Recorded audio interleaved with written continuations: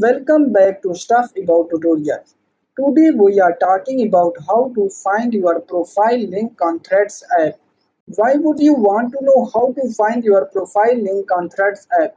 Well, maybe it is your first time using Threads and not sure how to find your profile link on Threads app. So today I am going to show you how to find your profile link on Threads app. Check video description and I will try to leave the written instructions. Finding your profile link on Threads app is quite simple and easy to do, and the process is same for Android and iOS devices. Let me show how you will find your profile link on Threads app. First of all, open Thread app in your device, and now here is my Thread home screen. And then click on your profile icon in the right bottom corner, and now in this screen click on share profile.